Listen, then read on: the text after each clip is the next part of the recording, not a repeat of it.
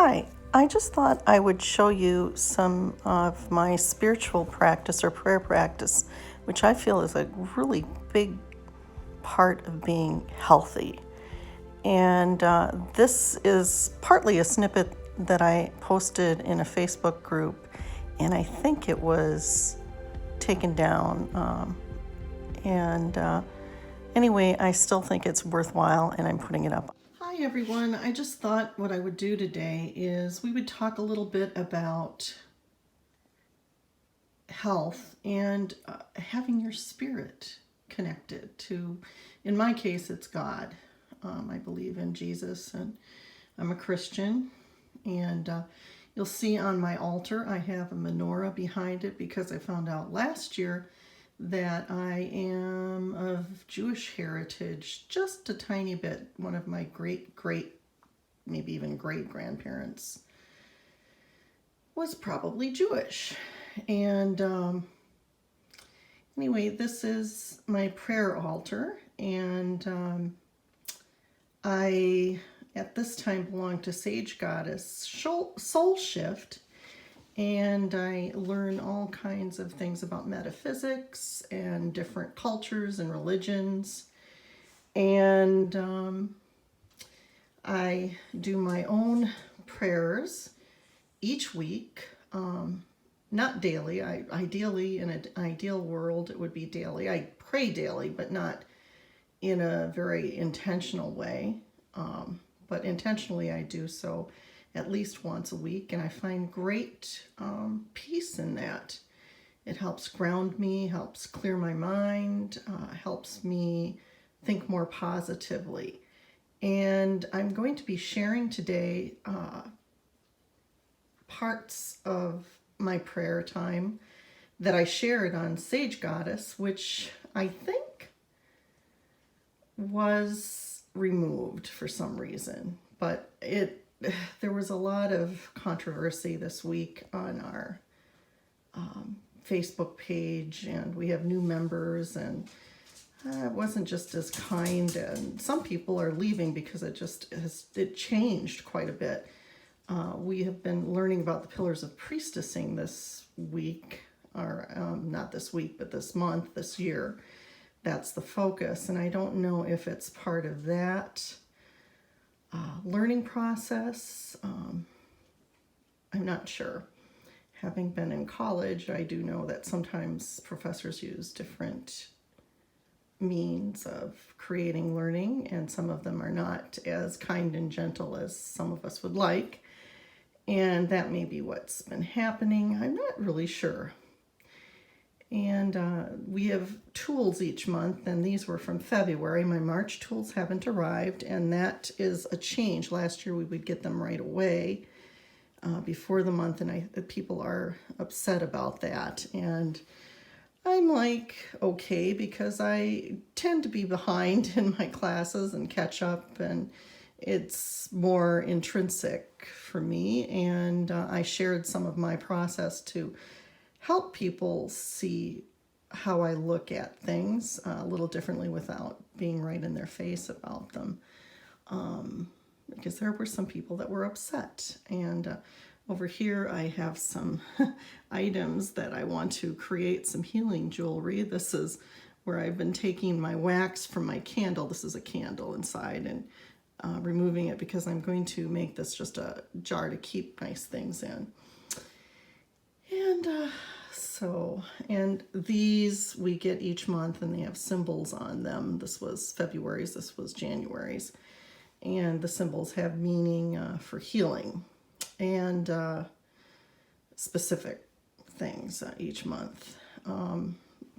This month was love, compassion and love, unconditional love. This one was, I want to say it was initiation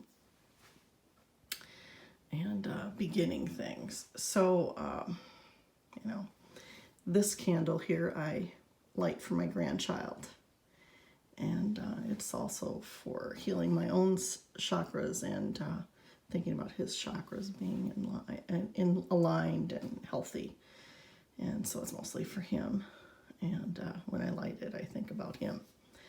So we're expecting our first grandchild. And so, yeah, maybe I should say them, but anyway.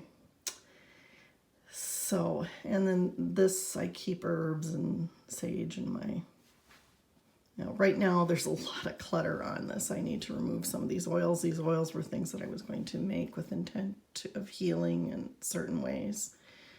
I often clear my space with Palo Santo or sage and burn sweetgrass to bring in positive energies. That's sweetgrass, my new thing. I went through one thing of sweetgrass already. I don't think I have any twigs left. So anyway, and burning incense and so on is much, I'm Catholic, and in the Catholic Church we do that. And through the learnings that I have, I understand a little bit more why that's done. But anyway, it's a very ecumenical group, and it may have been what I did may have been offensive to others. And I'm going to show you that snippet. I don't know, and it doesn't really matter.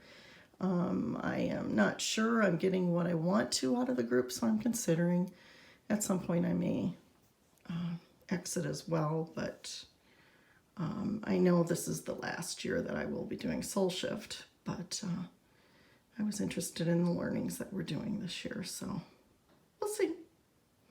Anyway, so this is my prayer altar. And I believe prayer and having some sort of spiritual connection is part of being fit. And that's why I included in Fitness Friday.